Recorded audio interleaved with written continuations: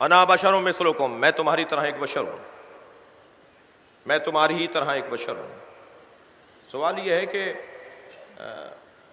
سرکار تو بشر نظر آ رہے تھے، سرکار بشر نظر آ رہے تھے، اس اعلان کی ضرورت کیا تھی؟ کوئی اور مخلوق کا تو عنوان نہیں تھا نا۔ اچھا، میں تمہاری طرح بشر ہوں، میں تمہاری طرح انسان ہوں، یہ نہیں کہا نبی نے۔ بہت موٹا فرق ہے۔ 64 جگہوں پر لفظ انسان آیا ہے قرآن مجید میں۔ میں اتفاق سے آج قرآن کی فہرست دیکھ رہا تھا، 64 جگہوں پر لفظ انسان قرآن میں آیا ہے، اور 24 سے زیادہ جگہوں پر لفظ بشر آیا ہے قرآن مجید میں۔ مگر بشر اور ہوتا ہے، انسان اور ہوتا ہے۔ بشر، یہ سارے بشر بیٹھے ہوئے ہیں، مگر یہ سارے انسان ایک جیسے نہیں بیٹھے ہوئے جی۔ بشر ایک جیسا ہوتا ہے، انسان ایک جیسا نہیں ہوتا۔ جس کی ظاہری ساخت ایک جیسی ہو اسے بشر کہا جاتا ہے۔ میں تمہاری طرح بشر ہوں، یا رسول اللہ اس کے اعلان کی ضرورت کیا تھی؟ آپ تو ویسے ہی بشر نظر آ رہے ہیں، آپ تو ویسے ہی ہم جیسے نظر آ رہے ہیں، اس کے اعلان کی ضرورت کیا تھی؟ عجب نہیں آواز آئے کہ تمہارا کوئی کام بھی تمہارے اختیار کے اندر ہے۔ میرا نبی اپنے آپ کو بشر بھی اپنی مرضی سے نہیں کہہ سکتا، میں کہوں گا تو کہے گا۔ یوہا الیہ، اس لیے کہ مسلسل اس پر وحی نازل ہوتی ہے، مکمل نگرانی کے ساتھ میں نے اپنے اس رسول کو رکھا ہوا ہے۔ ایک لمحہ نہیں ہے کہ جس لمحے میں اللہ اپنے حبیب کی طرف توجہ نہ کرتا ہو۔ میں تمہاری طرح ایک بشر ہوں۔ کیسے بشر ہیں بھائی؟ میں اس منبر سے اگر 100 مرتبہ بھی کہہ دوں نا کہ میں جاہل ہوں، میں جاہل ہوں، میں جاہل ہوں، میں جاہل ہوں، تو کسی کو اسے دہرانے کی اجازت نہیں ہوگی۔ اور اگر کوئی بچہ، آپ مجلس سے گئے اور رستے میں کوئی ملا، بھائی کہاں سے آ رہے ہو؟ بیٹا کہاں سے آ رہے ہو؟ کوئی بچہ یہاں سے نکل کے گیا، مجلس سن رہا تھا، بیٹا کہاں سے آ رہے ہو؟ کہا نشتر پاک سے آ رہا ہوں۔ وہاں کون پڑھ رہا تھا مجلس؟ کہا مولانا جاہل مجلس پڑھ رہے تھے۔ تو وہ سننے والے کہا کہ مولانا تھے تو جاہل نہیں تھے، جاہل تھے تو مولانا نہیں تھے، تم مولانا بھی کہہ رہے ہو اور جاہل بھی کہہ رہے ہو۔ اور اگر وہ بچہ یہ جواب دے دے کہ میں کیا کروں، وہ تو خود کہہ رہے تھے کہ میں جاہل ہوں، تو وہ سننے والا، وہ پوچھنے والا یہی کہے گا نا، اچھا انہوں نے خود کہا تھا، خود کہا تھا تو دلیل ہے کہ یہ انکساری ہے، خود کہا تھا تو یہ دلیل ہے کہ یہ خاکساری ہے، یہ اپنی ذات کی نفی ہے۔ کوئی اگر اپنے منہ سے ایسا کچھ کہے تو بیٹا تم نہیں کہو اس بات کو۔ اب اگر میں 100 مرتبہ بھی کہہ دوں نا کہ میں جاہل ہوں، میں جاہل ہوں، میں جاہل ہوں، تو اسے خاکساری اور انکساری کہا جائے گا۔ لیکن فرض کیجئے حضرت آیت اللہ خامنائی کی طرف سے، حضرت آیت اللہ سیستانی کی طرف سے، حافظ بشیر صاحب کی طرف سے، ہمارے مراجع تقلید کی طرف سے، امام معصوم کی طرف سے اگر میرے نام کے ساتھ لکھا ہوا آ جائے کہ یہ جاہل ہے، تو یہ انکساری ہی نہیں، یہ سند بن جائے گی۔ اگر میرا کوئی بڑا مجھے کہے گا تو یہ سند بنے گی، اور اگر میں اپنے آپ کو کہوں گا تو یہ خاکساری کہلائے گی۔ اللہ خود کیوں نہیں کہہ رہا کہ میرا نبی تمہاری طرح ہے؟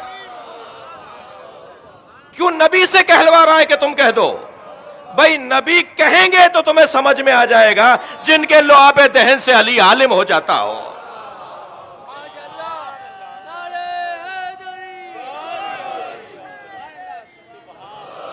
جس نبی کے بدن کا سایہ نہ تھا،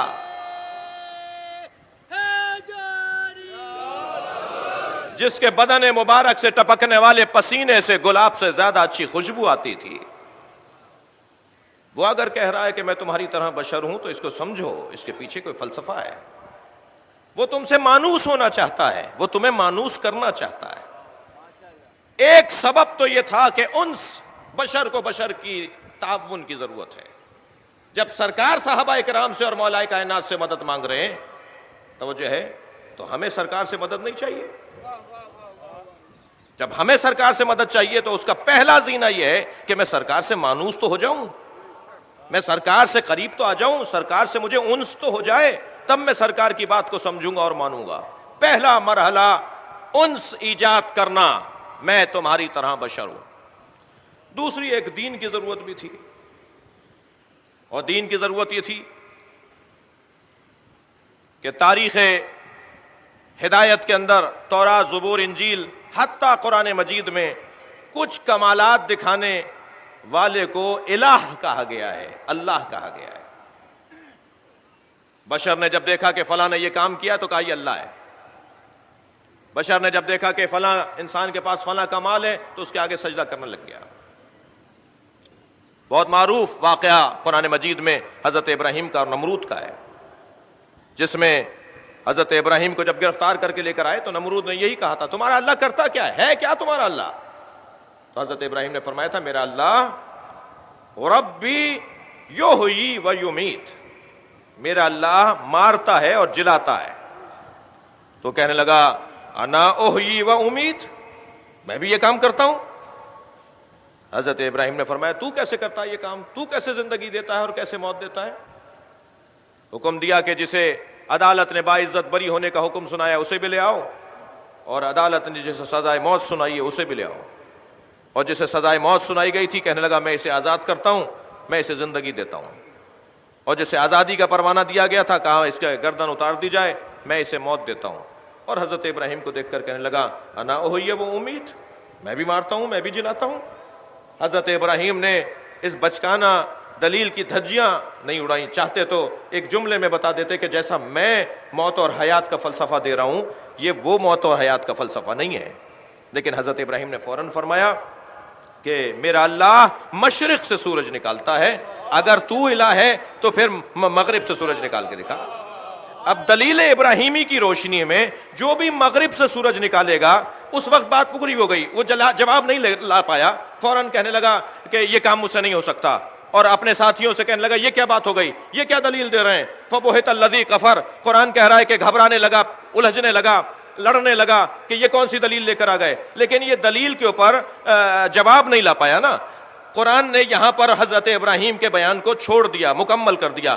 اس وقت میں دلیل ابراہیمی کی روشنی میں وجود الہی کے اس بات کے لیے اتنا ہی کافی تھا کہ مغرب سے کوئی سورج کو نکال دے۔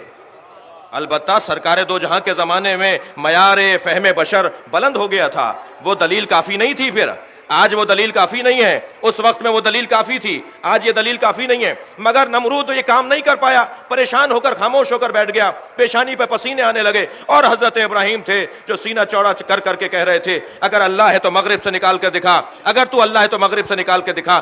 دلیل ابراہیمی کی روشنی میں مغرب سے سورج نکالنے والے کو الہ بولا جاتا، لیکن ایک مرحلہ تاریخ اسلام میں جب ایسا آیا کہ نبی مکرم کا سر تھا، مولا علی کا زانو تھا، اور سورج ڈوب گیا تھا، اور علی کے آنکھوں میں آنسوؤں نے نبی کو محبت کے تقاضے کے مطابق سورج پلٹانے پر مجبور کیا، اور مغرب میں ڈوبا ہوا سورج پلٹ کر واپس آیا۔ تو دلیل ابراہیمی کی روشنی میں نبی کو اللہ کہا جاتا، کہہ دو میں تمہاری طرح بشر ہوں، اس لیے کہ بشر ہونا بھی دیکھے گا، یہ انسان سورج پلٹانا بھی دیکھے گا۔ سورج پلٹانا دیکھے گا تو اپنے جیسا نہیں مانے گا، اور بشر ہوتا ہوا کہے گا اور سنے گا تو پھر انسیت کو اور قربت کو ایجاد کرے گا۔ یہ بشریت کا اعلان قرب بشر کی وجہ سے ہے، ان سے بشر کی وجہ سے، میں تمہاری طرح بشر ہوں۔ فرق یہ ہے کہ یوحا الیہ، مجھ پر مسلسل وحی نازل ہوتی ہے، مسلسل وحی نازل ہوتی ہے۔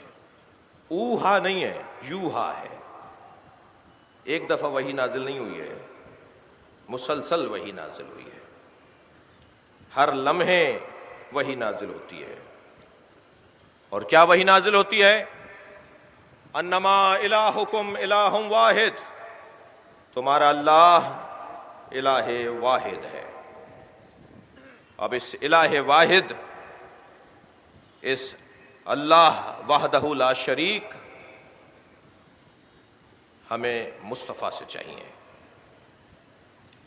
اللہ کی بات تو کافر بھی کرتے تھے، بات آگے بڑھے گی، اللہ کی بات تو مشرک بھی کرتے تھے، دنیا میں کوئی نہیں ملے گا۔ یہ ہندو بھی اللہ کو مانتے ہیں، یہ جنہیں آپ غیر مسلم کہتے ہیں یہ بھی اللہ کو مانتے ہیں، مگر کیا فرق ہے پھر مسلمانوں میں اور غیر مسلموں میں؟